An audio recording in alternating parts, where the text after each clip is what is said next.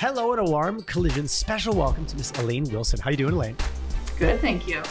Thank you so much for coming on. As many of my audience or my listeners will know, it is coming up on Christmas, which is my favorite time of year because I get to spool up the Red Express program, which we'll talk about in a minute. But Red Express only exists because of a partnership that I forged many years ago with a local organization that I hold in incredibly high regard, which is CUPS Calgary.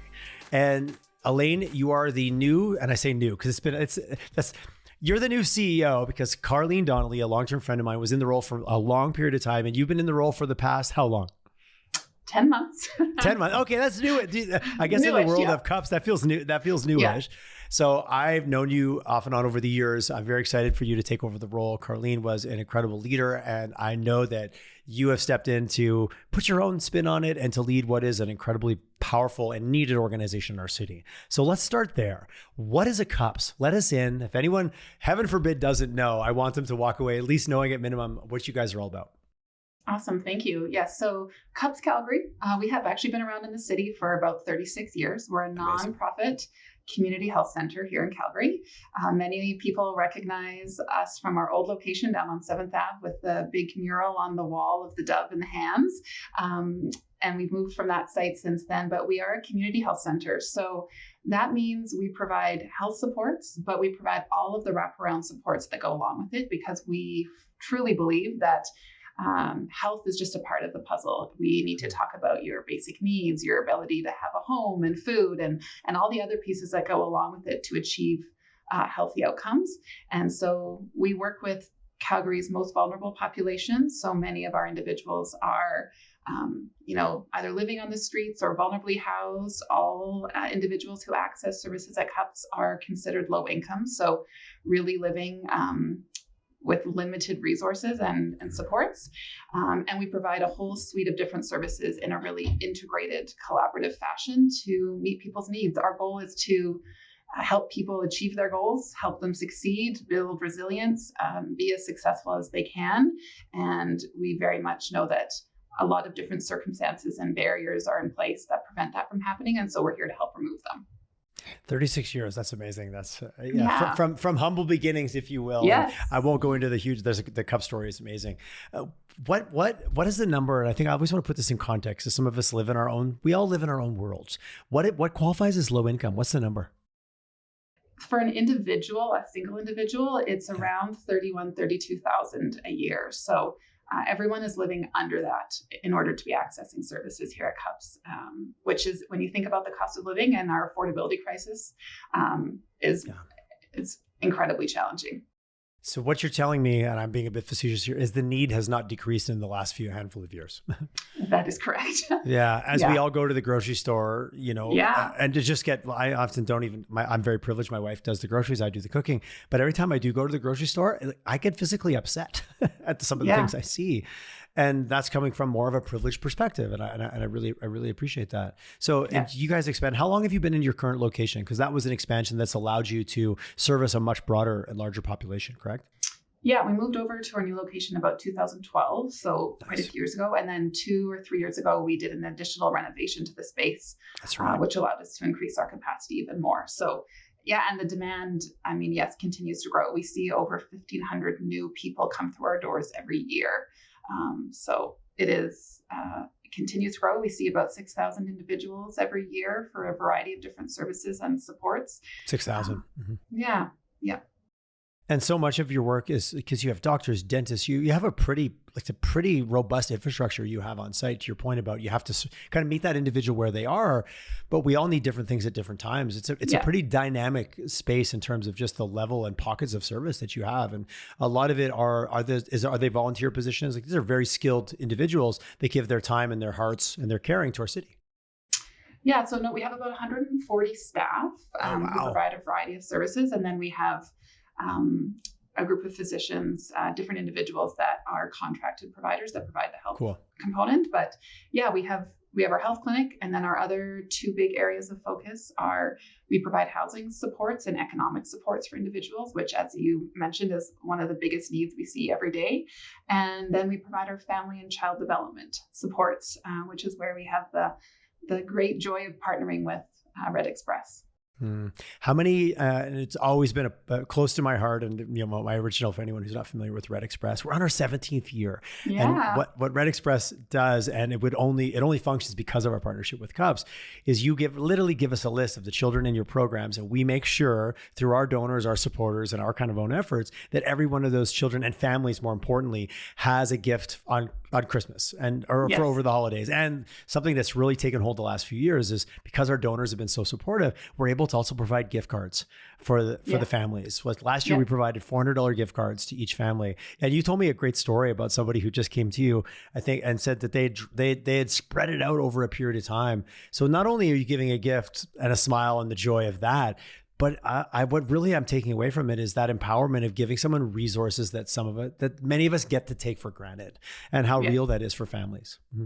Yeah, I think the reassurance that families have, knowing that they will have something to give their child over the holidays, that the partnership with Red Express allows, is incredible. Imagine if you were living on, that little amount, the thought of having to choose food or a toy, like those are the kind of decisions some families are having to make. So the partnership and Red Express allows them to kind of take that angst away, that there will be a gift for their kiddo that's, age appropriate and a really intentional, thoughtful gift. And with the extra gift cards that you've been able to provide, we had a mom tell us that she was able to make that gift card last for 4 months, which allowed her to do things with her children that she otherwise would not have been able to, because it wasn't, a basic need or something she had access to, which I think is, and as you saw last Christmas, Tyler, like what a remarkable experience. And for some of these families, that party that we have for them might be one of their only kind of Christmas celebrations or holiday celebrations. So what a rewarding thing to be able to do and provide to some families who are really working hard to make ends meet. The level of appreciation, the level of kind of emotional intensity that's in that room, it kind of blew me away last year. We've often, focused with the kids, and the parents would get the gifts after, but being able to share in that experience. And, I think Calgary is a very generous city, and at the same time, getting close to the value that you're creating and kind of bumping up against it. It's not only because it isn't, giving can be a real feel gooder. I wrote a check and I feel good, and I would no way take away from that. And I think more people can write checks, and I know lots of people in the city have the ability and have healthy checkbooks. So please write those checks. And sometimes though, bumping into it a little bit, not only it does two things. It gives you the experience of, wow, I got to impact that person, but it really gives you a chance to take perspective on your own life. And you're like, oh, that thing that was pissing me off, maybe it's not that big of a deal. Maybe it's okay. I don't want to get too philosophical, but it is perspective giving, I find, for me anyways, no question. Exactly. I think something that I always try to remind individuals when I'm interacting with them to talk about CUPS is, I think it's really important to remember the importance that not-for-profits play in our community here in Calgary. As you said, Calgary is a generous city, and CUPS is fortunate to have a great set of donors, but all of us nonprofits, CUPS included, it is a struggle every year to raise the funds and to raise those donations.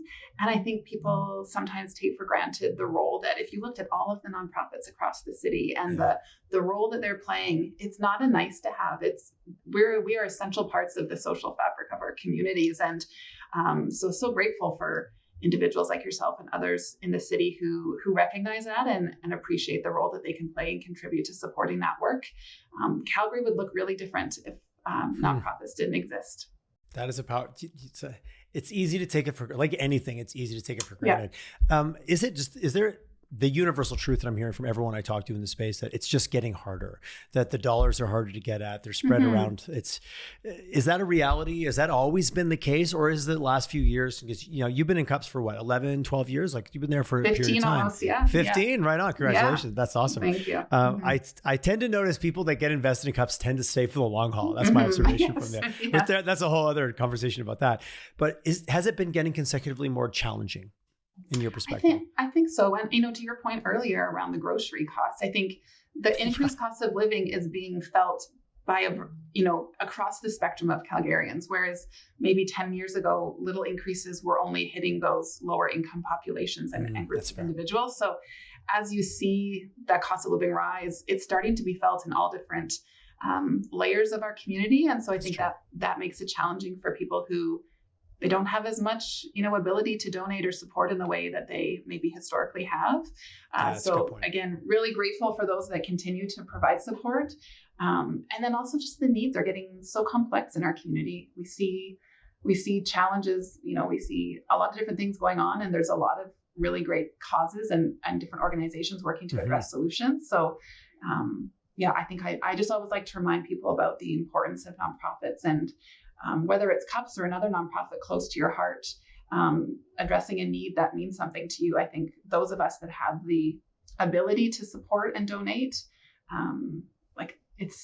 we need to keep those organizations going because they are doing incredible work. Well, the way you're referring to it, what I'm thinking about is it's actually more of an infrastructure layer than it is a nice to have. Because if you removed it, then who would service that? Like if someone stopped taking care of the roads, then the roads would deteriorate. If someone stops taking care of this group of individuals that have a variety of challenges, have ended up where they are, often not out of choice, sometimes not out of any fault of their own, just a circumstance, and no one was there to support that layer of infrastructure. It kind of sounds a lot more like an essential service. Not to minimize it, but I'm actually saying it in a way to talk about it's required. This isn't I hope these organizations stay around. They need to stay around to have a functioning ecosystem. We're all part of it, right? And we're all sharing the same space. We're all breathing the same air. Yeah, exactly. Yeah. What are some of the programs I know? Again, I've had many more chats with Carleen than I have had with you, so I'm excited. Yeah. What are some of the things you're excited about? Because I know CUPS is always moving forward. Carleen was always involved in stuff she did with Harvard and the early childhood development work that I really loved. Yeah. The teach a fish versus give a fish philosophy that I know is very prevalent at CUPS. What are some of the things you guys have going on right now that you're excited about? That we've got a captive audience. We're 11 minutes in. If they're still listening, they're hooked. So what do we want people to walk away knowing about CUPS that they maybe don't know right now? I think, yes, as you said, CUPS, something I love about CUPS, and one of the reasons I've stayed as long as I have, is CUPS is so willing to be nimble and flexible and respond to the needs of our community. So we are not one of those organizations that's going to just keep doing what we've always done because it's what we do.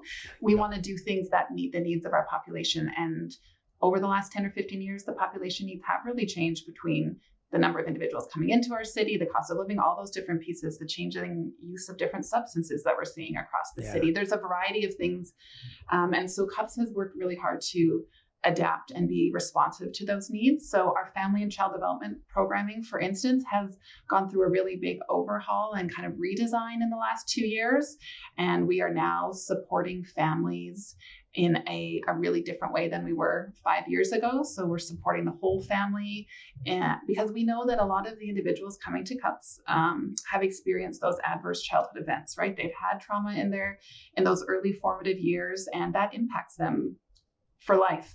And a lot of those individuals are also now parents or caregivers themselves. So we want to support the parents and caregivers who have experienced these adverse childhood events and work with them on parenting and coaching and strategies to support their children. And then we also want to intervene and work with the children to kind of break that cycle so that they aren't themselves experiencing those adverse childhood events. So we've created some amazing drop-in opportunities for families as a really easy way to get people connected, to kind of remove any barriers. And you don't have to sign up for a bunch of weeks or anything. You come in a couple days a week. We have drop-in programming. Come in and play with your kid in a really safe, welcoming space and get to know who CUPS is and what we can do.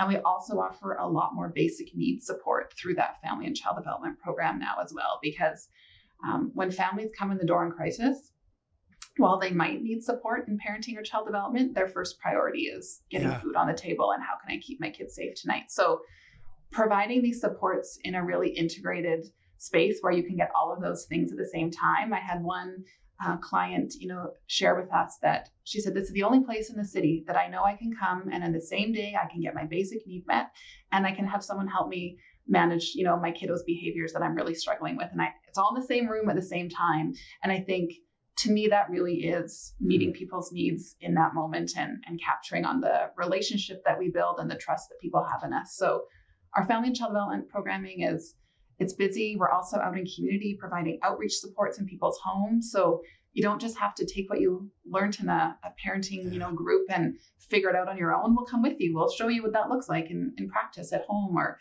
we'll help you ride the bus with your kids so you can figure out how to navigate that. So I think something CUPS does well in all areas of our programming is that outreach component. We go out and we build connection, we build relationship we show up for people, and we work to really empower them to be able to do that on their own with those skills. So there's some really exciting stuff happening in that space, and excited for you to be able to come and see it with Red Express. Oh, I'm looking forward to it. It's coming up here in a month or so. How do you manage? Immediately, I started thinking about the continuum of care. Someone walks in and has the basic needs they need met. But once those basic needs are met, and I'm being very assembly line, like they need to get handed off to the next level or the next person or the next appropriate help that they need or support that they need. How do you manage that internally? Because humans are messy. We move around and there's a million variables and, one day I need this, one day I need that. The customer success aspect or the client success aspect of how do I make sure as an organization, we're getting you what you need, but then we're also moving you to the next thing that you need. That's got to be a really interesting and pretty integrated. Like your team must be just talking all the time to make that work. Yes. I think that has been such a focus over the last 10 years at CUPS. Somebody walks in the door, they don't need to do anything else, right? They don't need to navigate. We will help support that navigation and remove the friction, make it easy. Yeah. The people that we work with are the individuals that need that help with the navigation, right? If you're able to navigate on your own and you have those resources in place, we're probably not the right fit. And that's great actually for you, but we'll make sure you're connected to back to that infrastructure. That's another layer. That's exactly. Yeah. So we'll get you connected to, a physician in your community or a daycare where you're living. But if you need support in navigating the multitude of different systems that families have to navigate, well, maybe you don't even know what you need in the moment, right? You just know that things aren't going well. Yeah. Like I need help. That's a tough thing to say for a lot of people too, right? Yeah, and it is so. I mean, no one ever comes in and says, I'm in crisis. I need help. And there isn't something going on, right? And so I think all of the staff at CUPS, they're trained, they're very well trained in how to interact with individuals and trauma-informed approaches. And so we know that there's always something else, but we know that the best way we can build trust and rapport is to help you. What is the thing you need today? Like, how can we support you today? Because what brought you in here? And then once that kind of, that we can address that, we can help with that. Like, what else is going on? Well, it's kind of getting out of fight or flight, right? And it just like it's like, well, I'm in a stress response. Sometimes I don't even it's again past events, past traumas in my life, adverse events that all of a sudden now show up in the way I deal with my world. And just having somewhere I can show up and get help and have some sense of pride, some sense of agency, some sense of dignity, because we're all still humans, right? We all don't want to ask for help and we don't want to appear weak. And those things are prevalent throughout, no matter where you happen to sit in the continuum. I know people that can't even find a family doctor and they have access to resources just because that's our system. And that's let alone being in a person who doesn't just have that list of numbers in the phones of someone you can call to help you out when you need be. If you don't have that, where do I go? How challenges is wayfinding in your like, there's so many not-for-profits, and I've talked to this before, and I've heard individuals in your role, leadership roles, speaking about how does an individual even wayfind their way through the city, because there's so many great organizations, but there's still the right one at the right time. Like that in itself has got to be pretty tricky. It is. I think something that I've really noticed, especially since COVID, actually, within the nonprofit sector, is people have really, during COVID, the work was so enormous and the resources so limited. Everyone really kind of found their space and said, okay, here's what we do and what we do really well. And we're going to stay here, and somebody else can do that, and someone else can take this on. And so I think what used to maybe feel a bit more like we didn't know where the lines ended. There's so much collaboration. I don't want to say it was competitive, but there was some weird blurry lines. There was. Yeah. And I think, and I know most agencies that are supporting clients in this space have created these kind of navigation roles, because the different resources, as you said, like they change even, week to week, how you get referred to this program or how you access this. So having individuals, our navigators here at CUPS, which is the first person anybody who comes in the door. Is that what they're called to? Is that their title? Makes sense. Call it exactly what it is. Exactly. And they know a little bit about absolutely everything, like they know when referral processes change. They know who to call over here to get that warm handoff. And so their ability to navigate the systems, even internally at CUPS, we have so many different programs. We have, 20 plus different programs and supports, and to get people connected to those, plus the multitude of things available in the community. So being able to navigate, and then while you're doing that, empower the client down the road to be able to do that themselves, right? It's a skill. And yes, if you haven't been shown. It's the teaching to fish versus giving the fish, exactly, which I know is something you guys, I think any non-for-profit who's really creating change, or anyone who's creating change, is doing as much teaching as they're doing helping. But sometimes someone just needs a fish. Like you just need to give them a fish that day, and I'll teach you to fish tomorrow. You know, I'm starving. I'm not going to do great fishing because I'm hungry. Yeah, exactly. And that's definitely our philosophy. Like, what is it that brought you here today? What do you How need do we now? get that need met? And then let's talk. So are you the type of organization that if people are listening, they want to come down, and if I want to support CUPS, and this is me saying it, not you, the best way is to donate, or is also, can I volunteer? Because some organizations work like there's a huge volunteer constituent, like whether it's the food bank, people show up to fill baskets, do that type of thing. Where I know with CUPS, these are very skilled services and very people with education. So I'm assuming the volunteer versus please donate is probably skewed a little bit to the donate side. Is that accurate on my interpretation? Yeah, I think because we don't run, like a 24/7 facility or a shelter or different things, and the volunteer options that some other bigger agencies might have aren't as prevalent. We do have some volunteer options though, especially for, groups or individuals that do have potentially a specific skill set that might help meet some of our needs. So you can check. We have a volunteer form on our website that you can fill out, and we'll get right back to you and let you know once we see what you're interested in, with our volunteer team kind of knowing what our needs are. And then yes, donations, I think, obviously always welcome. I think, as we've talked about, just that the increasing demand that we're seeing, it's constant, and we have great partners and funders and partnerships with, different levels of government and different foundations, and so grateful to all of them and individuals like yourself that have continuously, seen the work CUPS is doing and agreed and willfully and excitedly supported it. But the demand just continues to grow. So always looking for new partners, and you can come down and check us out. We have tours available. People want to come and actually see, that's the number one thing we hear when we offer the tours is people are like, yeah, I knew you were there. I drive by all the time. But I didn't all the time on 10th. Yeah, absolutely. Yeah, I didn't actually know all of this was happening inside those walls. I didn't know you had this enormous health clinic that sees 5,000 people, or that you house 400 individuals at any given time. Like the amount of things that are going on, it's exciting, and we're happy to talk about it and happy to show people around. Well, that's the one piece of feedback for any of the donors that have come down to, I always get them to take a tour, and they were all just like, I got involved because I like this part of what you were doing. I had no idea what was going on here, which is always my secret agenda.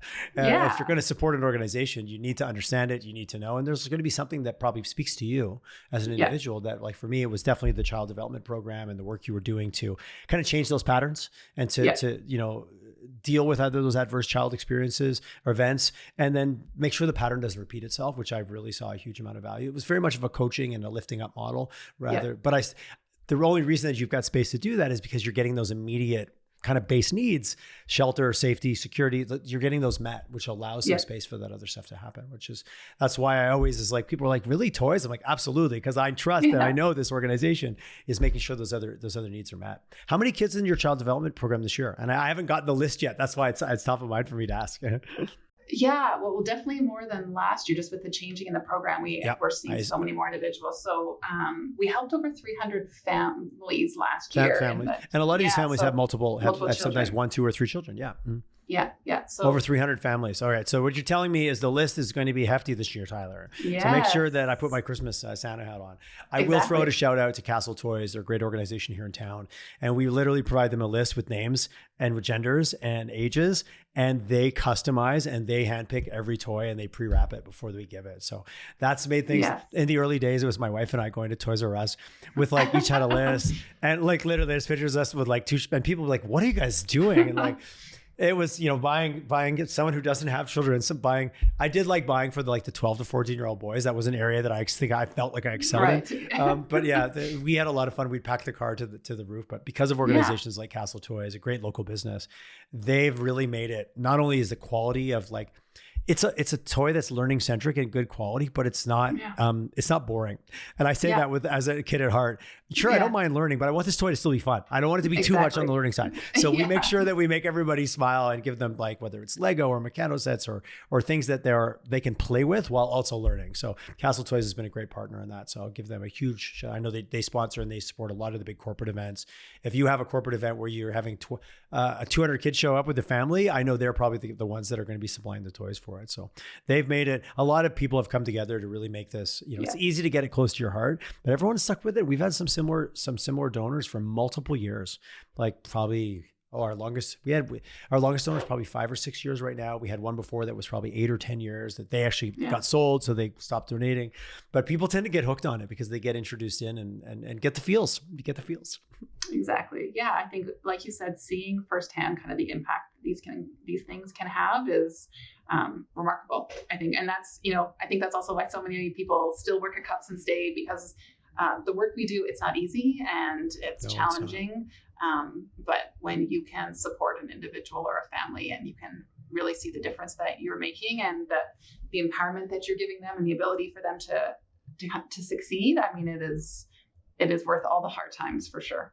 Well, and I've seen a lot of being at some of your events, seeing some of the stories of individuals that started in the child development program that have now graduated from high school or university and have like completely changed the trajectory that they maybe were on, or that their family history would have implied that they were going to end up doing. And I love those stories where it's like, you guys have been around long enough. You can run the graph out far enough to say, hey, we had input here and impact and changed the trajectory. And now this person's X amount of years later and doing something that they probably would not have been doing if it wasn't for the foundation that you gave them and the support as they move through the continuum of which is their life. A 3-year-old and a 15-year-old need something different. Exactly. And a 45-year-old or a 60-year-old needs something different again. Mm-hmm. Yeah, but really meeting everyone's needs. That's our goal. So if someone's listening right now, I'm going to be obviously go to cupscalgary.com and hit the donate button in the top right corner. But if you go on the get involved tab, which I pulled down, they can come from a tour, they can volunteer, corporate engagement, practicums. I saw that. I'm sure that's very appealing for a lot of individuals that are going through their own learning journey and coming down. How many practicum students do you typically have in a year? Yeah, between anywhere from like 25 to 50 and really like in that's all a legit spaces. Number of people that are getting exposed to something really interesting. Oh, wow. Yeah, even like admin students can we get groups of students coming through that are we need help. That. Please call us is what I'm hearing you say. So a great opportunity, I think. And if you're interested in this kind of work, I think doing a practicum where you actually get to see firsthand what it needs to be in the community.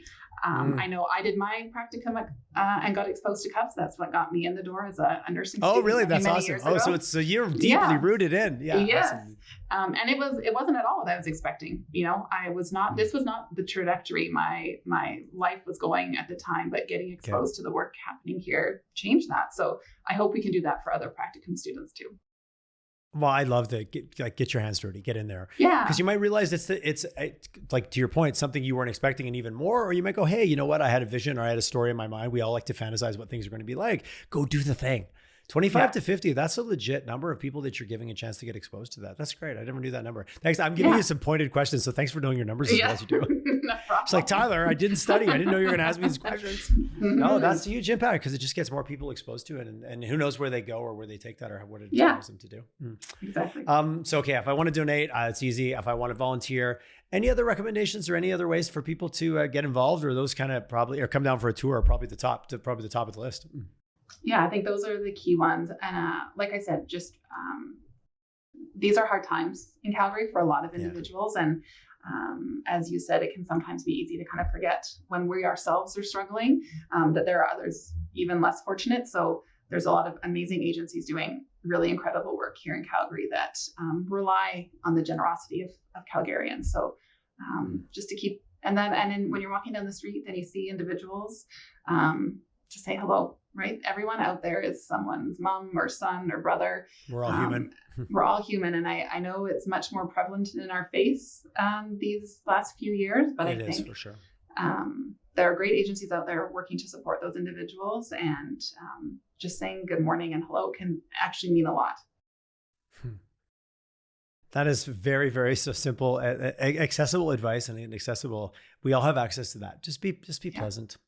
Yeah. Calgary's a great city for saying hello. I think the average, I grew up in Montreal. Someone says hello to you, it was kind of weird. So I moved here and I was like, I just got to get used to it. But I think that's a good thing. Or the wave in traffic. Those small gestures go a long way, in my opinion. They do. Yeah. It makes everyone feel dignified and gives people a sense of belonging. I love it. Elaine, thanks for coming on. It was good to have a chat with you. I was excited when you took on the new role. The last 10 months has gone by so quickly. You and I haven't had a chance to chat. So I was really looking forward to this today.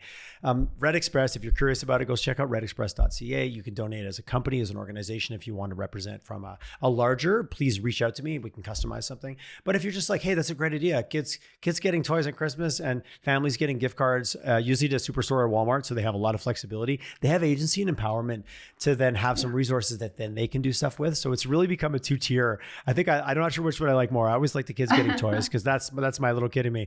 But at the other side, agency and empowerment of giving somebody the resources they need to then kind of steward their life in their own way. You cannot underpin enough the amount of dignity and self-respect comes out of something as simple as that. So with all that said, please donate. By now you've realized that you can donate to CUPS or Red Express, redexpress.ca. And if you want to customize something or learn more, you can reach out to me as well, or by all means, reach out to CUPS. They're a fantastic organization. Thank you. Thank you so much, Ted. I appreciate it.